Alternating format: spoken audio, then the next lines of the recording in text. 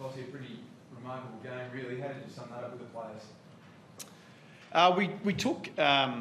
We took out what positives there was in the game. We still feel like we're trying to, I guess, like everybody, get the system in really good shape. So we've got some parts of that we've tried to address more recently to try and implement them against some good opposition. And then we've got some other things that are a work in progress. So we've got to take a bit of a long-term view on that and keep looking for that progressive mindset around how we make it better.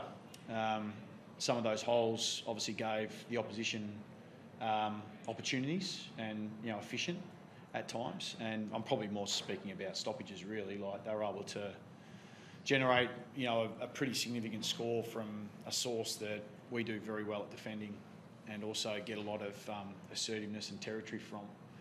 But they were just able to score too easily from that particular source. So that was unusual. So there's still some things in our game that we need to go to work on. But there's also a lot of things that we should take away that we should be pretty pleased with. What are some of those things? And you think about the message at three-quarter time, it looked like the game simplified a little bit for you just to win a bit of territory. Just the message that you gave to the guys, and then what are some of the positives you do take out of it? No, we're winning territory. We didn't have any trouble with that. The ball was living in our half, especially in the second quarter. So the tendency is, because there wasn't necessarily, the scoreboard wasn't ticking over as efficiently as needed to, you can, possibly become a little frustrated because you're not as clean or as efficient as you need to be. So just encourage the players to keep sticking out our process and keep believing in what we needed to be able to do. But there's a lot of little things in the game that made it look a little bit harder for us. But credit where credit's due. I mean, if you just purely look at Richmond's performance tonight, they had, a couple of injuries. They're coming off a 5-day break. They stuck at their task and, they almost got a win. So, I thought they were really impressive tonight, and certainly made it hard work for us. Your last 6 wins by a total of 22 points. I know everyone wants to be like the reigning premier, but you're sort of taking it to ridiculous extremes, aren't you? Yeah, we are. I don't know how to answer that. Outside, it's definitely not deliberate. But you can only play what's in front of you, and you've got to win in different ways in this competition. And we've spoken at length about the consistency we want to become as a football team. And sometimes that consistency doesn't necessarily mean that you play every quarter exactly the same way, but you've got to be able to find a way. And with about probably 5 minutes on the clock, you could just sort of see the players really click into gear. And we obviously activated a few things late in the game just to make sure it made it a bit harder for them to score. And I thought they did a great job in being able to deny Richmond, and in the end, that was probably the difference in the game. Just seriously on that though, the more often it happens, theoretically, the greater the chance that you should keep doing it, shouldn't you? Because you're just more practiced at the art. Yeah, and we get to debrief it, think about what we did well, and in that scenario, I reckon there's almost something different that happens every single time. So we encourage our players to, problem solve the situation, because we're not out there, we can't take a runner out there. So it's really left up to their devices to, A, get the action, but then B, what structure do we need to put around it as well? And because we've probably found ourselves in those moments a little bit more than what we'd like, the players are really sort of embracing it, and they see it as a bit of a challenge when we find ourselves in that situation. But clearly, obviously, we don't want to find ourselves there in the first place. It's strangely more challenging when they do lose those players. They lose 2 key defenders. That they've got to get creative, and they're going to throw things at you that you weren't expecting. No, not really. No, because we have a certain method we want to play, and we want to stick to that method, and we're trying to coach that in, despite whatever opposition throw. With opposition throws different constraints, that we've got to work through those constraints. We've got a method we want to be able to play, and clearly the game tells you the story. When the game's presenting something, you have to address it, and we tried to address a couple of things, but it still didn't really take away our efficiency or lack of it on the night. That's an unusual profile for us. We've kicked 9 goals from transition. We've won on the back of transition footy. Our strength has been contest and stoppage, and yet that's what we almost lost the game by, yet we nearly won the game the other side of the ball. So that's a completely different profile to us. It's something we've been working on really hard. So we figure that if we can continue that momentum, at least in that phase of the game, we feel like we can correct some of the stoppage and some of the contest work that obviously we saw tonight. So is it just an aberration, do you think, tonight around the stoppage? Well, it's an event only at the moment. It's not trend yet, so we'll wait and see. And just in terms of the close finishes, it has been a development since your time at Carlton. I remember that ending the first year. I mean, what does it say about the group and their capacity to actually master that component? Yeah, and there's been some painful lessons along the way that's led us to that.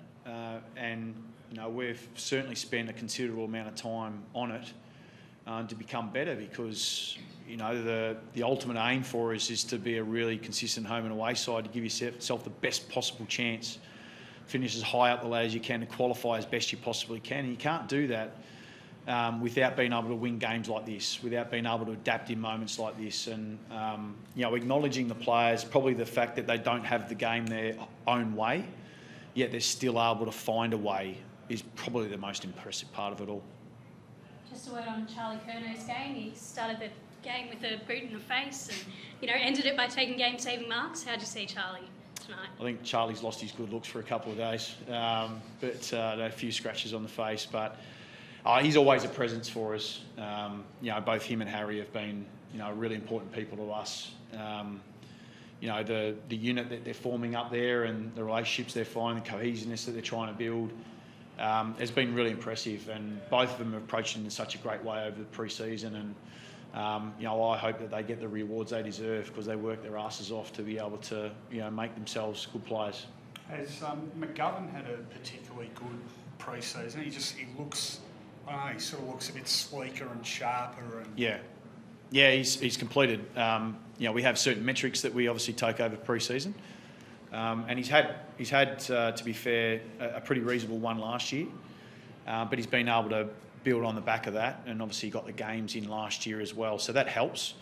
But clearly, him being able to have a pre-season helps his ability to be able to recover during the week and then put in performances like that. And like you said, he played a fantastic game for us. And there's intercept types that play behind the ball. They're really important players in today's game, and they know how to manage the speed in the game, and they know when to come off and help and assist. And he certainly was able to do that tonight. Ratio getting subbed out, is that just tactical? Well, we had Dirds there as well, so we just obviously wanted to liven up the front half of the ground, and we talked about whether that was going to be a midfielder or whether we just replaced a bit like for like, so we just went with the like for like. What do you think of the prospect of having to buy? Yeah. Well, it's been, to be fair, once we knew the way that the home and away season was going to be structured, we'd sort of been planning this from November, really. So what we've decided to do is, probably go to the line hard over the last 4 weeks. So it probably means we haven't been as pristine, because we've sort of trained pretty hard up to that point in time, and we've had, deliberately over this last month, kept training up and obviously got the game exposure we needed. The view was always to get to here and see what sort of shape we're in, and then use it as a bit of a rest and recovery, and then launch into the season from here. So I think just through that planning, there's an opportunity there for us to be able to now play 2 games. So it is bizarre though, isn't it? Like, we've got 10 teams that haven't even played. We've played 2 games and they haven't even played. But we'll use it for what it is. We'll get the rest we need, and then we'll reset ourselves on North Melbourne after the bye. You're optimistic you'll get some cattle back after the bye, some key players that hold you back on together? Yeah, I am. Certainly Weeders is progressing really well. I guess the round hasn't been absolutely set in stone just yet, but it'll be round 3 or round 4, so that we do know. And Marchbank's doing very well as well, so he's been in full training for a few weeks now, so he'll be right to go after the bye, I'd imagine. And then a patience game with Jack and Sam? A little bit, so they're just going to continue to progress what they need to go through. So, like we've maintained right throughout, his program is that we'll update everyone when we get to next week, and we can sort of fill in everyone with what's going on. There was a report around last night about Sam Walsh and maybe considering surgery down the track. Is that a consideration at all at this stage? No. Just one more about your inefficiency with conversion. Is it sometimes hard to work out how much of that's due to opposition pressure and how much is due to you guys just sort of stuffing up? Yeah, possibly. And Shots on goal have a strange way of having momentum, either for you or against you. And it certainly hasn't been shown itself for us for quite a period of time. I think we've been quite an efficient team in our half. We had a lot of long shots on goal. My old coach used to say a lot of long shots, a lot of long behinds. And effectively we probably had a few of those. But we also had a couple that then, when you tip in the ones you miss from probably 30 out, and there's, you have one or two of those, and you're not quite as fish, it sort of tends to pile on top. So, I thought Richmond defended their back 50 hard, and we probably weren't as composed as we needed to be at times. So that's just something that we can go and look at the vision and get to work on in the next couple of weeks. Thanks. Cheers.